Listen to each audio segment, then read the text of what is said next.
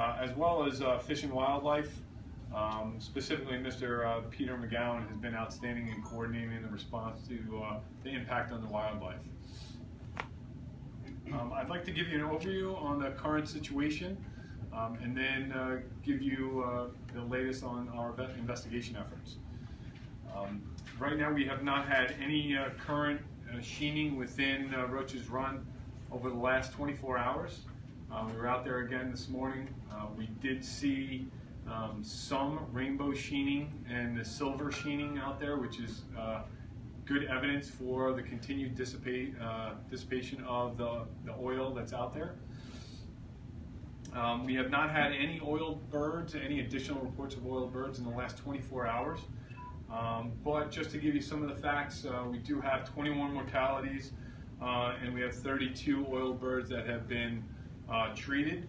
And we're currently working with Fish and Wildlife to be able to identify a good time in which we can release them back into the environment. Most likely sometime next week we're going to be doing that. We're just trying to find a good location and where we can do it and do it safely.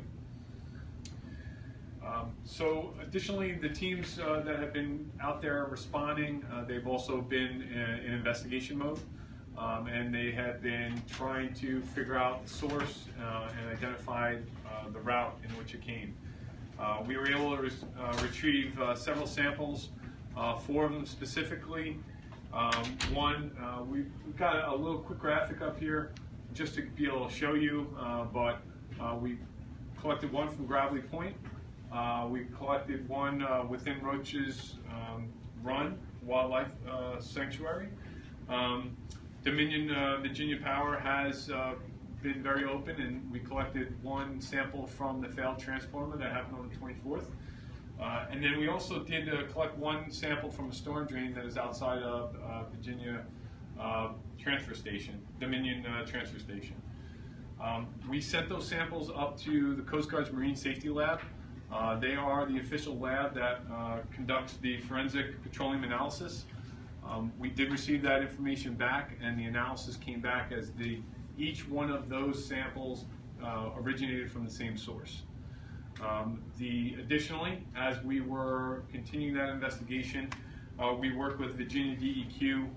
The storm drain that is outside of the transfer station does lead to and connects to the Roach's Run Wildlife Sanctuary. So we've provided this information to Dominion, and they are evaluating that as well. They have been cooperative and, like I said, providing us samples, but they are currently taking a look at it. Right now, we are focused on the continued response to the spill and make sure that we can respond to any additional oiled birds or any additional sheens that may arise. But right now, we have not had any in the last 24 hours, either sheening or oiled birds, which is a good sign. We're going to continue to do that, but once we can confirm that the source has been secured, then what we're going to do is we're going to transition this over to EPA and Virginia DEQ for remediation efforts.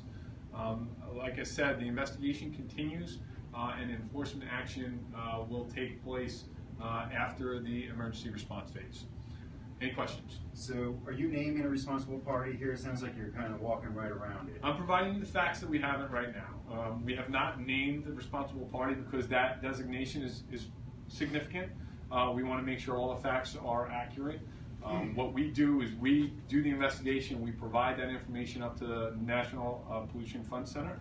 They're the ones who actually will designate the responsible party. It's still pretty early. We just got the information yesterday. They do have that information that I provided to you, the National Pollution Fund Center.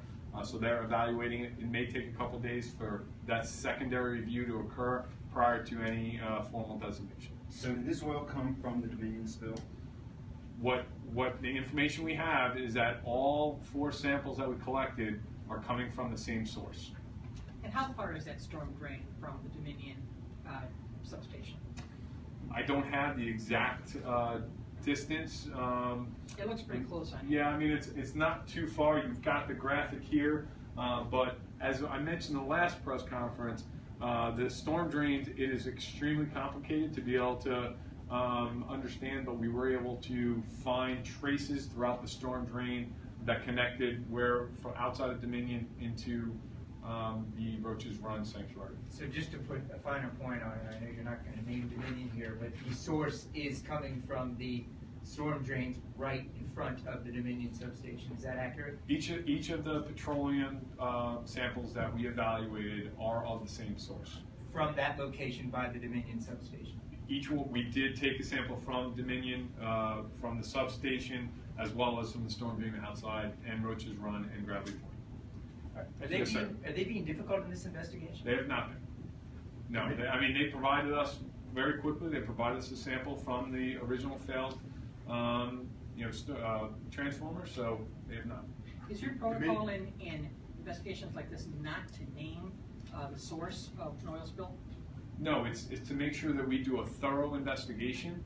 Right now, the Coast Guard's focus is to ensure we minimize the environmental impact. We collect all the information. We provide that information to the National Pollution Fund Center. Once they gather and they do a secondary review of that information, then they will make that final determination. Dominion reported they had recovered 90% of the oil they spilled. Had they stated where the other 10% went that was lost to the environment? Right now, I don't have that information. We have not been asking them that question specifically. What I can tell you is the facts that I have, but that investigation, again, it continues. We're providing all that information to the NPFC. Did you ask them to provide that information? I mean, they'd have to know. They know they recovered 90%. Where the remaining 10% of that oil go? Absolutely, and I think that will follow on with the restoration efforts with EPA and Virginia DEQ after the emergency response phase is concluded. Right now, our major focus is to stop the current source, which, like I said, we haven't had anything for the last 24 hours, which is a good sign, but we want to make sure that's secured. Right now, that's where our focus is. So just to clarify, I hate to beat a dead horse, but I just don't want to get it wrong. So it is fair for us to report that all of the oil samples taken from the Roaches Run oil spill have been matched the oil spill at Dominion Power. That's the facts. And have been traced back to that location. You can trace from A to B a direct line from that transformer station and that sewer drain to Roaches Run. Correct. Okay. And is it mineral oil as well? Is that the definitive substance you're dealing with? So what is reported from the report is it is within the spectrum of petroleum oil, but that also covers mineral oil. Mineral oil can fall within that. And I think I mentioned that last time, that the original sample that we got out before the storm and everything came out as at petroleum oil, but the spectrum is pretty wide and mineral oil falls within that. Commander, I asked this last time, I'm going to ask it again. Do you have any idea how much oil spilled into this wildlife refuge? I know we all would like to do that, but I think what our biggest concern is the actual impact on the environment more than how much, because any amount is something that we don't want to see, right? So you have 1 teaspoon, I mentioned earlier, 1 teaspoon can cover a football field. Well, that has some impact on the wildlife. Obviously, we've had some mortalities, but we also have had a lot of recoveries, and we're going to be releasing those back in the environment most likely next week. Do you know how many Mortalities, you mean gallons? deaths, right? Yes. So 21 birds died. Yes. Yeah, could you give us those numbers again? So there's 21 mortalities, and then we had 32 we actually captured and are rehabilitating. And those are all, for the most part, are Canada geese. There's Canada geese, there's blue heron, there is a couple of different ones, but most of them are Canadian geese. But 21 dead birds. What they are, again, there's a mix. 21 is the number. 21 is the Correct yes. number of And 30 live, or 31. 32. 32 live. 32. Commander, what happens now? What happens next? So what happens now is we want to make sure we secure the source and ensure we make sure we respond to any additional oiled birds. So from the public's perspective, we would like them to make sure if they see any oiled birds, respond, call 311 so then we can go and respond to that. But if we have any additional sightings of oil or sheening, we would like you to focus your efforts and respond to the National Response Center, which is 1-800-424-8802. And what is the interagency task force doing in terms of remediation?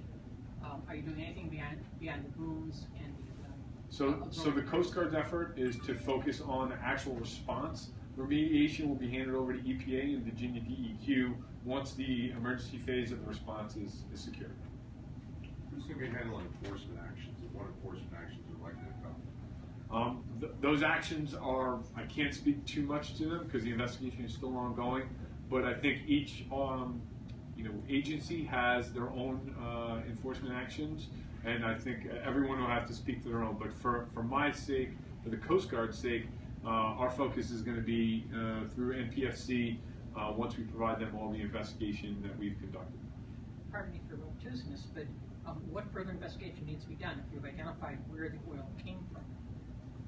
Well, we need, from a legal standpoint, a full evaluation of that information needs to occur. And until that is done, until NPFC has done a good review of that, the investigation goes on until they have done their review of it. And so then, once a responsible party is named, I know that's not going to be you, but then you talked about remediation. Is that so? They then become responsible for the cost of the cleanup and Correct. recovery and all that. And are there fines also associated that could be levied? There could be fines levied, but that will all happen after our response phase is completed and NPFC has a good ability to review all the information. And what's the cost so far of this investigation? I don't have the final costs. I can tell you that the Coast Guard has opened up the oil spill trust liability fund for $250,000, but we have not reached that limit. Can you just talk on the mic about the responsibility of who the responsible party, what they'd be responsible for? They would be responsible for the entire cleanup, right? And any any response for the oil birds. So for all of that.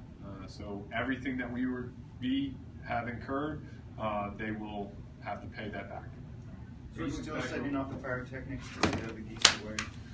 It was. I was very happy that we actually did not have to employ that technique.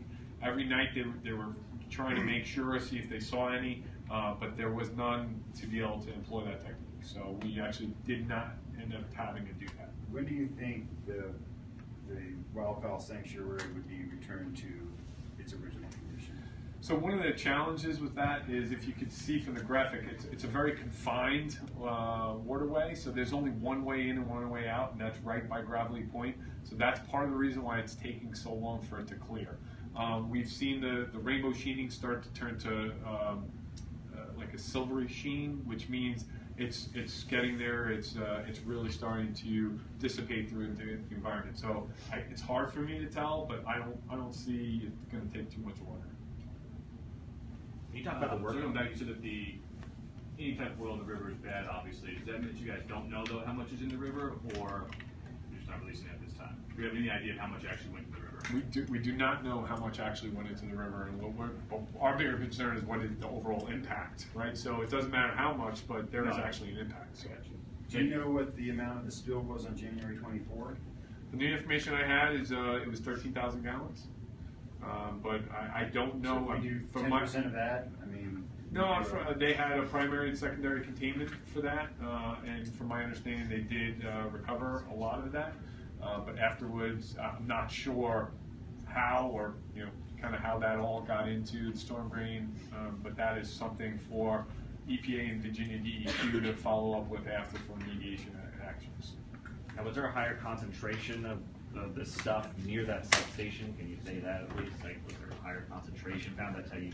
We could not tell you that. We did find different traces throughout the storm drain that we went through. So we were able, within the investigation, we popped manhole covers and we were able to take. So we found traces of it, or we saw some traces, but that's it. Is Coast Guard aware that Dominion just this week admitted that they dumped 31.7 million gallons of contaminated coal ash water into the Potomac River in the Quantico Creek down near Quantico Marine Base? I've been aware of that, but I also know that Virginia DEQ is aware of that, and that is within their scope right now in managing that response there. We have time for one more question. Anyone else? All right, thank you very much. I appreciate your support.